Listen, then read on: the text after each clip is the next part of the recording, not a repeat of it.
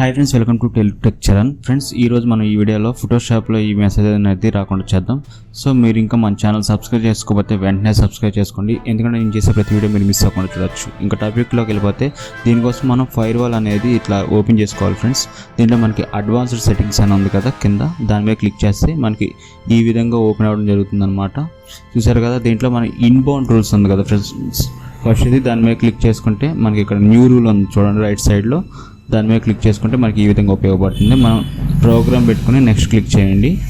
ఇక్కడ మనం ఏం చేయాలంటే ఒకసారి మనం విండోస్ బటన్ క్లిక్ చేసుకొని అక్కడ మనకి ఫోటోషాప్ అని క్లిక్ చేసుకోవచ్చు, లేదంటే ఫోటోషాప్ అని టైప్ చేస్తే మనకి డైరెక్ట్గా ఫోటోషాప్ అప్లికేషన్ చూపిస్తుంది కదా ఫ్రెండ్స్. చూసారు కదా, ఇట్లా దాని మీద రైట్ క్లిక్ ఇచ్చి ఓపెన్ ఫైల్ లొకేషన్ ఉంది కదా, దాని మీద క్లిక్ చేయండి. సేమ్ మళ్ళీ మనకి ఇక్కడ ఫోటోషాప్ చూపిస్తుంది, దాని మీద రైట్ క్లిక్ ఇచ్చి ఓపెన్ ఫైల్ లొకేషన్ క్లిక్ చేయండి. ఇప్పుడు మనం ఈ పాత్ను అనేది కాపీ చేసుకోవాలి. ఇదిగోండి పైన ఇట్లా కంట్రోల్-C క్లిక్ చేస్తే కాపీ అవుతుంది.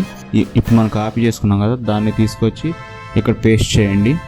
సేమ్ పేస్ట్ చేసిన తర్వాత మళ్ళీ దీని మీద బ్యాక్/, సేమ్ నేను ఏదైతే టైప్ చేస్తానో అట్లా టైప్ చేయండి. బ్యాక్/ క్లిక్ చేసి photoshop.exe అని టైప్ చేయండి. ఆటోమేటిక్గా మీకు కింద చూపించడం జరుగుతుంది. చూసారు కదా, చేసి ఇక్కడ నెక్స్ట్ క్లిక్ చేసి ఇక్కడ బ్లాక్తో కనెక్షన్ క్లిక్ చేసి నెక్స్ట్ క్లిక్ చేయండి. మళ్ళీ నెక్స్ట్ క్లిక్ చేసి ఇక్కడ ఏదో ఒక నేమ్ ఇచ్చేయండి. నేను ఫోటోషాప్ అని ఇస్తున్నాను, మీరు కూడా ఫోటోషాప్ అనేది ఇచ్చేసేయండి అనమాట. టైప్ చేసి ఫినిష్ క్లిక్ చేయండి. అలాగే ఇప్పుడు సేమ్ అనమాట సెకండ్ ఆప్షన్ అవుట్ బౌండ్ రూల్స్లో కూడా సేమ్ ప్రాసెస్లో నెక్స్ట్ ఇక్కడ కాపీ చేసేయండి. ఇందాక కాపీ చేసుకున్నాం కదా, దాన్ని పేస్ట్ చేసేయండి. సేమ్ ఫోటోషాప్.exe క్లిక్ చేసి బ్లాక్ ద కనెక్షన్ క్లిక్ చేసి నెక్స్ట్ క్లిక్ చేసేయండి.